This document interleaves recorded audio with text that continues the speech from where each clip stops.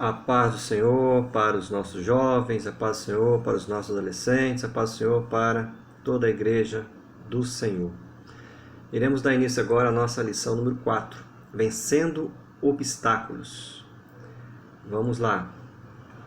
Lição 4. Diz assim: Texto do dia. Texto do dia. Abra sua revista, por favor, lição 4, ou a Bíblia, no livro de Josué 4:24. Diz assim: Vencendo obstáculos, o título. Texto do dia. Para que todos os povos da terra conheçam a mão do Senhor, que é forte, para que temais ao Senhor, vosso Deus, todos os dias. A mão do Senhor que é forte, para que temais ao Senhor, vosso Deus, todos os dias. Então, a mão do Senhor é forte e poderosa, né? Todos os povos devem conhecer a mão poderosa do Senhor, né? A síntese da lição diz o seguinte: em Jesus já somos mais que vencedores. Então, em Cristo nós somos mais do que vencedores em Cristo. Então, quando nós estamos na presença de Deus, nós não precisamos de mais nada, porque Deus, Ele nos sustenta, nos guarda, nos livra, nos abençoa e nos dá a vitória sempre, porque Ele é o nosso refúgio, a nossa fortaleza. Ele não nos deixa desamparado, jamais. Amém? Vamos apresentar aqui os objetivos da lição.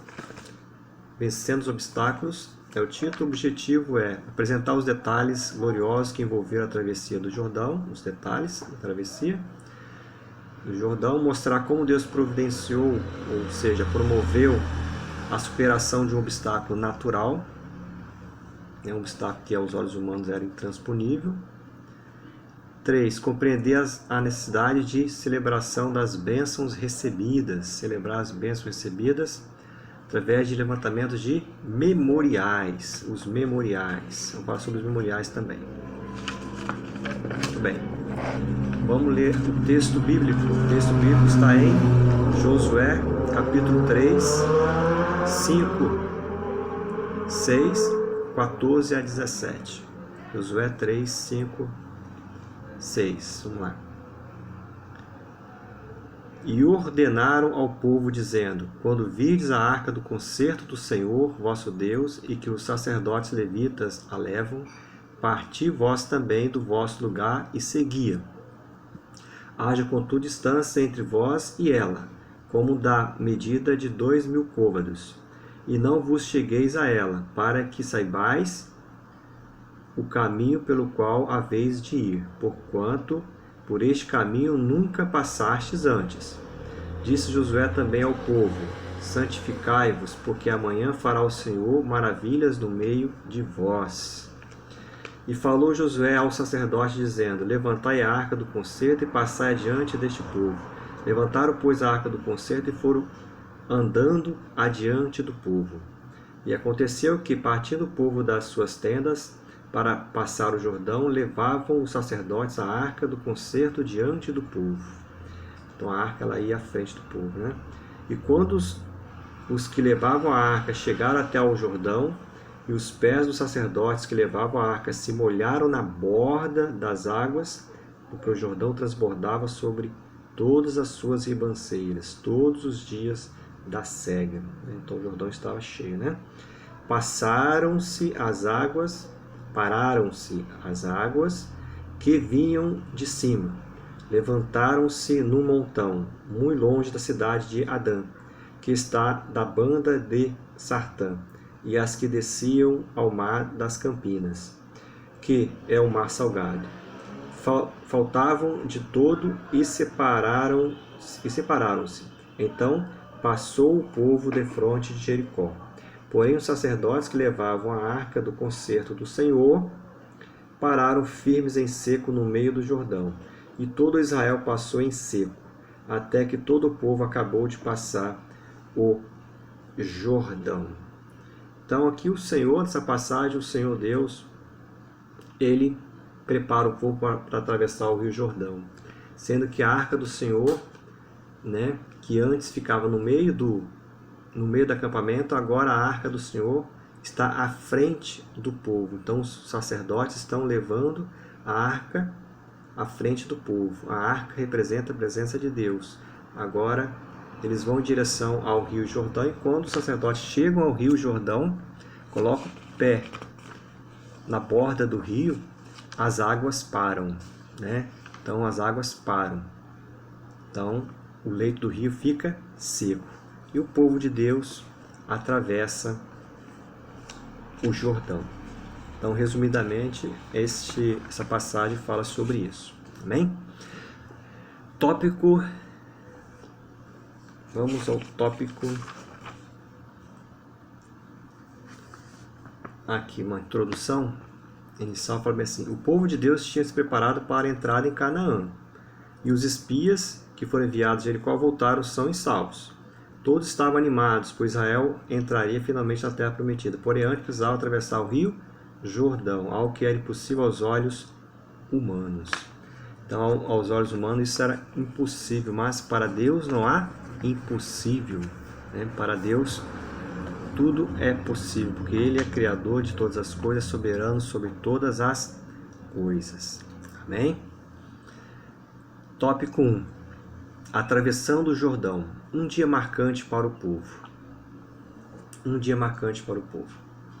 Subtópico 1. O dia 10 de Abib, que é o dia 10 do primeiro mês, né?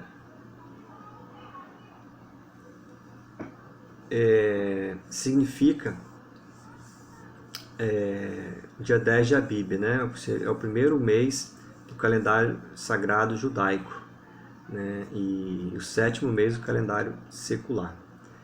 Abib significa espigas de grãos, né? Espigas verdes.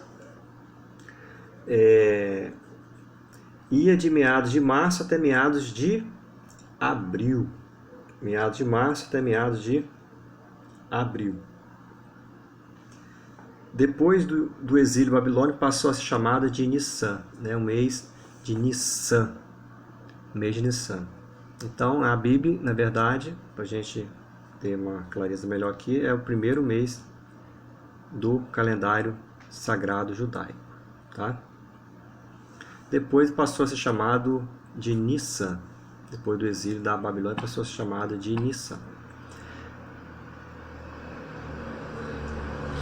Era um dia magnífico para os israelitas, pois foi nesse dia que Deus anunciou que seria comemorada a Páscoa. Passagem, né? Páscoa, né? Significa passagem, o dia da saída do Egito. Então observe que, interessante a gente recapitular que foi, Deus, ele comemorou, né? Determinou que o povo comemorasse a Páscoa na saída do Egito, certo? Que se matasse um cordeiro, né? Que se alimentasse, passassem sangue nos umbrais das portas, né? Para que os primogênitos, né? Não fossem mortos quando o anjo da morte passasse ali naquelas casas, né? Se tivesse o sangue nos umbrais das portas, então os primogênitos não seriam mortos. Então isso prefigura o que? O sacrifício, né? Morte de Cristo, morreu na cruz. Então a Páscoa. Então Jesus é o nosso Cordeiro Pascal. Agora, no mesmo dia, 40 anos depois, então nós temos o Êxodo, realizar a Páscoa. Agora, 40 anos depois, também o Senhor determinou que se fizesse o quê? A comemoração da Páscoa, no mesmo período, na mesma data, né? Durante a entrada, agora a entrada, não é mais Êxodos, saída, agora é Êxodos, entrada, né, do povo em Canaã, comemorando que é a Páscoa. Então, observe que o Senhor, ele valoriza os detalhes, né? Então, 40 anos depois, comemora-se a Páscoa no mesmo período, no mesmo dia, né? Mostra que Deus, Ele cuida de cada detalhe de nossas vidas, né? Nada passa despercebido aos seus olhos. Ele sabe, conhece todas as coisas. Com isso, Deus quis que esses fatos da libertação do povo e da entrada da terra, na terra prometida, acontecesse na Páscoa, porque tal acontecimento apontava para o Calvário. A Páscoa aponta para o Calvário. O Cordeiro de Deus que tira o pecado do mundo. Durante a Páscoa, séculos depois, seria imolado, morto. Então, o Cordeiro de Deus. Então, séculos depois, desde que foi comemorada essa Páscoa, a primeira Páscoa, a saída do Egito, depois a entrada na Terra Prometida, comemora essa Páscoa, e depois quando Jesus é morto e sacrificado, né? Então, muitos séculos depois, quando Cristo vem a este mundo, morre na cruz do Calvário pelos nossos pecados, para nos salvar. Então, Cordeiro Pascal morreu na cruz do Calvário para nos salvar. Tal fato estabeleceu um novo calendário. Então, essa morte de Cristo estabeleceu um novo calendário no mundo, né? Então, as circunstâncias, né? Deus preparou todas as circunstâncias para que, com o seu nascimento, houvesse o quê? Um novo calendário no mundo. Então, as coisas que aconteceram antes de Cristo e depois de Cristo. Então, Deus achou por bem que toda a humanidade, nas gerações seguintes, se lembrasse de que um dia Deus se fez presente aqui na Terra. Ele se fez homem, morreu na cruz, né? Morreu na Páscoa e mudou a história da humanidade para sempre. Então, esse fato, a vinda de Cristo a este mundo, morreu na cruz por nós, na Páscoa, para nos salvar. E isso fez com que mudasse a história. Então, essa história antes de Cristo e depois de Cristo. Então, não só os judeus, né, as pessoas que conheciam, né, a palavra de Deus, sentiram essa mudança, mas também toda a humanidade, todos os povos também foram impactados por essa mudança que ocorreu, né? A mudança que ocorreu, ou seja, mudança no calendário, né, devido ao nascimento de Cristo. Subtópico 1.2 fala bem assim: a arca do concerto aponta o caminho a seguir. A arca do concerto. Então, como eu falei, a arca do concerto antes ficava no meio do acampamento, o povo ao redor, né? O povo, as tribos ao redor. Agora a arca, ela vai ficar na frente, guiando o povo. Então a arca representa a presença de Deus e ela vai o quê? Conduzindo o povo. Durante 40 anos, Deus guiou o seu povo por intermédio de uma nuvem ou coluna de fogo. Agora, porém, os hebreus seriam guiados pela arca do concerto, que era levada pelos levitas. Em 3 ocasiões, foi conduzida pelos sacerdotes levitas. 3 ocasiões. Primeiro, ao circundar, nesse episódio, quando a arca vai à frente, até o rio Jordão, né? Depois, quando ela começa a circundar Jericó. E terceiro, quando ela é levada para o templo de Salomão. Então são as 3 vezes em que ela é conduzida. Outro aspecto interessante é que a arca sempre seguia no meio do acampamento, mas agora ela estaria na frente, quase 1 quilômetro de distância à frente do povo, guiando o povo. Então ocorreram algumas mudanças, né? Então os hebreus não habitariam mais em tendas, porém em casas. Então houve alguma mudança. Então antes o povo ficava o quê? Morava em tendas. Agora não, eles vão morar em casas. Então ocorreram algumas mudanças na constituição agora desse povo, né? Dessa sociedade israelita. Então, já que Deus também é um Deus que está sempre, né, mudando as coisas. Então, Ele é um Deus que muda, no sentido de que sempre traz novidades também para as nossas vidas. A arca representava a presença de Deus. Deveria guiar daqui para frente suas mentes e corações. Representa o quê? A presença de Deus, a arca. E ela deve o quê? Guiar sempre o que? As nossas mentes e corações. Deus, em nossas vidas, deve fazer a mesma coisa, né? Guiar nossas mentes e corações.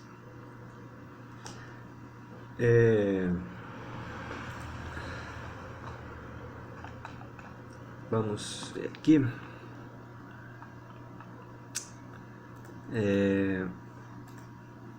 No subitem 1.3, diz assim: a providência mais importante para a conquista da terra prometida. A providência mais importante, qual é? A santificação.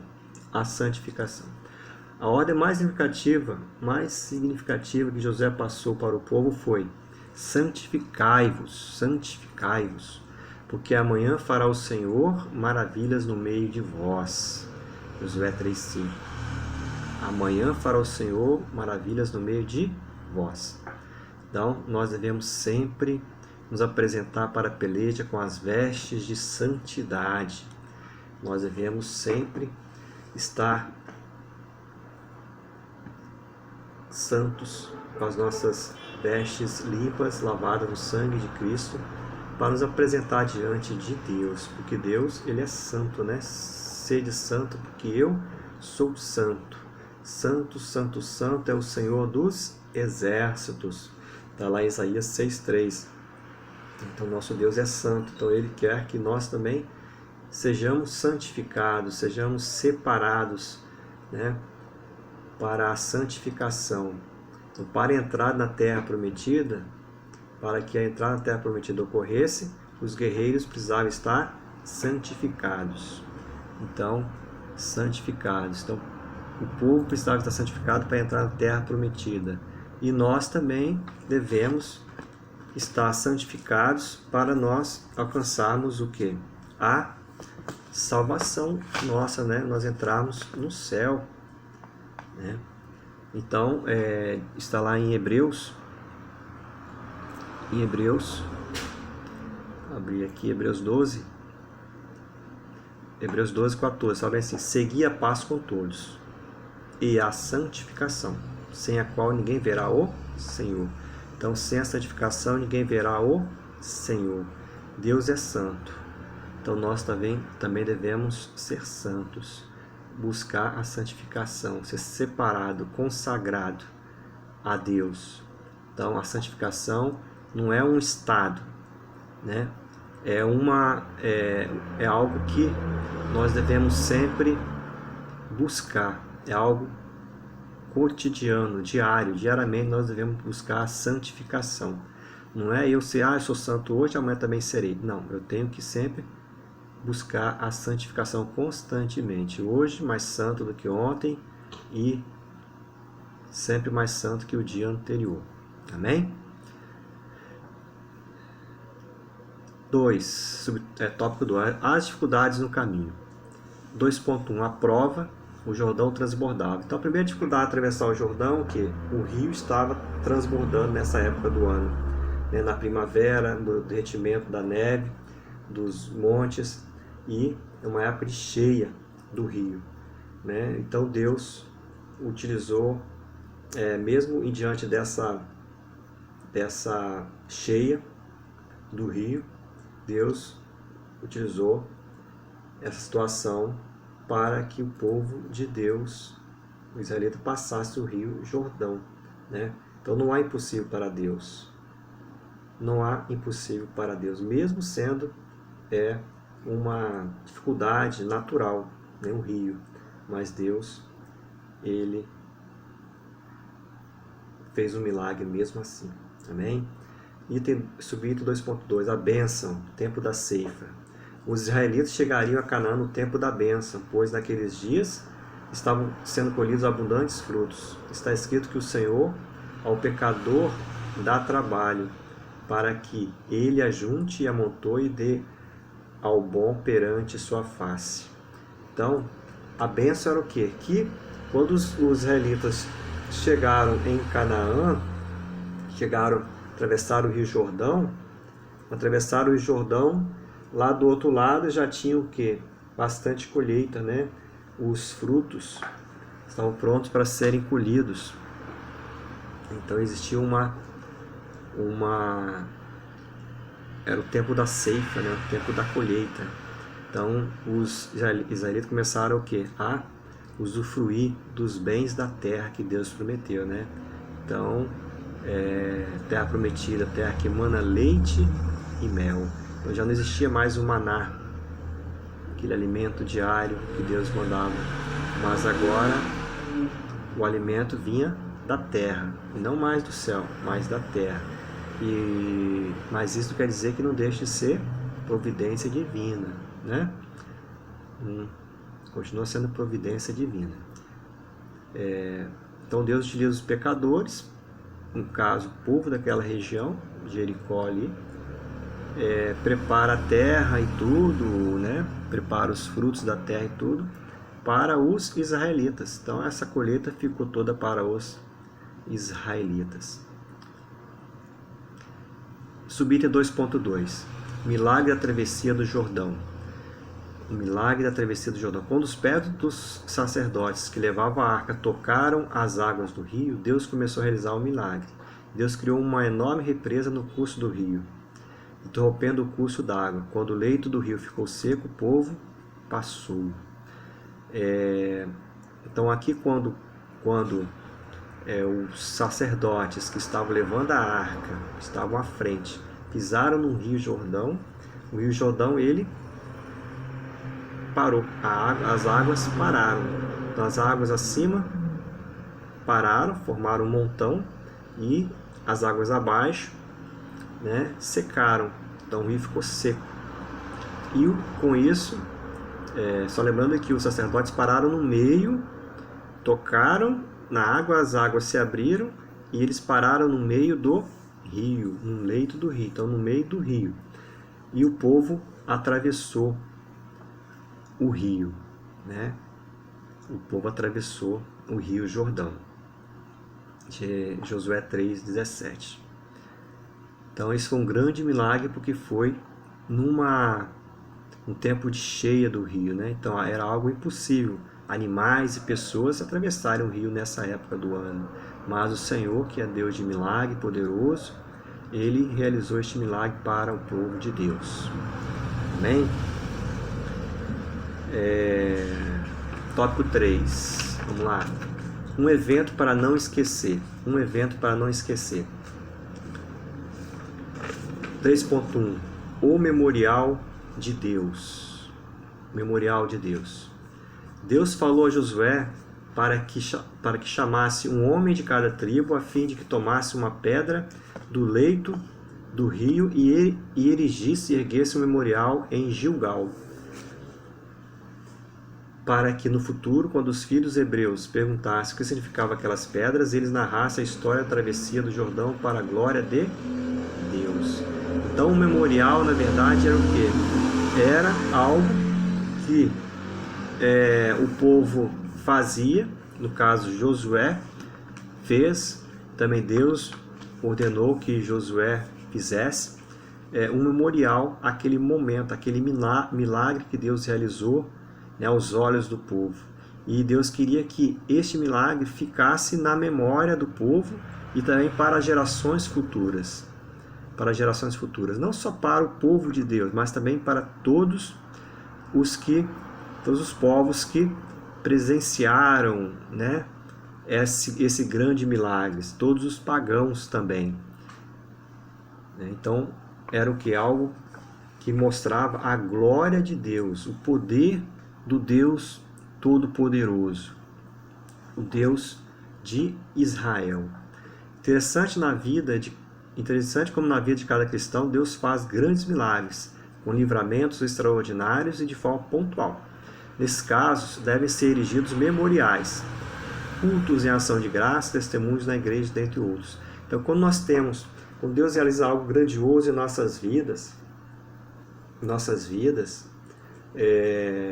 pode ser um milagre pequeno, um milagre grande, né?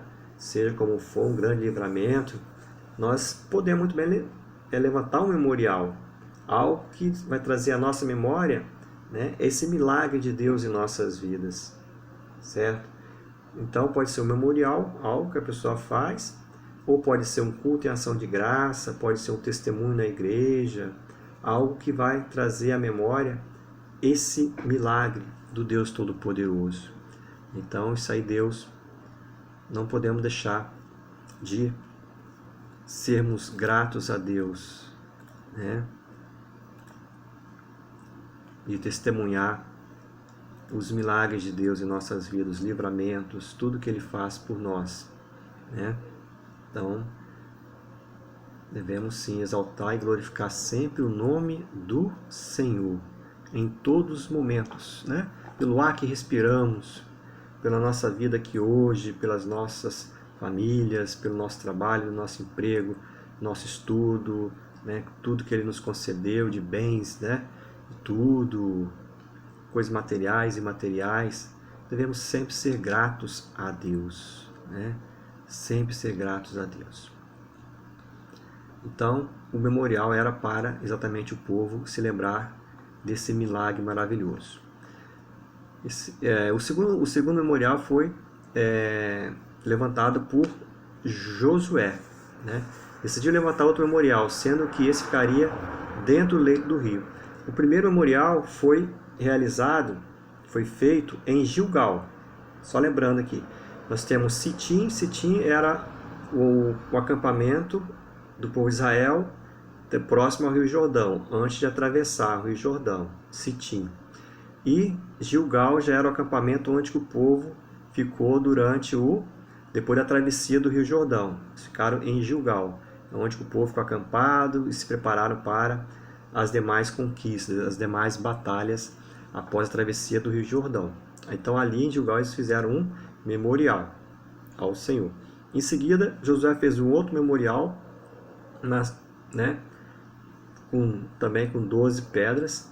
Só lembrando que o primeiro memorial do Senhor, que o Senhor pediu, foi feito cada tribo, um homem de cada tribo pegou uma pedra do meio do leito do rio e montaram um memorial em Gilgal. Agora, as tribos realizaram o quê? Um memorial no leito do rio. Colocaram as pedras no meio do rio, onde que estavam os pés dos sacerdotes com a Arca da Aliança. Então foi ali que Josué colocou as pedras. Amém? Propósito dos memoriais: para que as gerações futuras pudessem saber o que Deus fez no passado, e também para que os povos da terra conhecessem a mão poderosa do Senhor. Então, os propósitos dos memoriais, quais são? Mostrar para as gerações futuras, né, o que Deus fez no passado. Então, lembrar dos seus feitos, das suas maravilhas. Isso aí o povo de Deus deveria sempre se lembrar, tanto as gerações antigas quanto as gerações vindouras, deveria lembrar desse milagre. Isso também para que os povos pagãos, todos os povos da terra, conhecessem a mão poderosa do Senhor. Josué 4:24. Então, os pagãos, os outros povos também deveriam conhecer o quão poderoso é o Deus de Israel, né, que abriu o Mar Vermelho para o seu povo passar. Então, propósito dos memoriais: lembrar, trazer à memória as grandes obras do Senhor. Então, nós devemos sempre, também enquanto cristãos hoje, lembrar do que Deus fez, do que Ele continua fazendo e do que Ele irá fazer em nossas vidas, né? Trazer sempre à memória aquilo que nos dá alegria, aquilo que nos dá, que nos traz salvação, fé e esperança. Amém? Conclusão, vamos à conclusão. A conclusão. Vamos lá. Este milagre, travessia do Rio Jordão, confirmou a liderança de Josué e fortaleceu a fé do povo de Deus.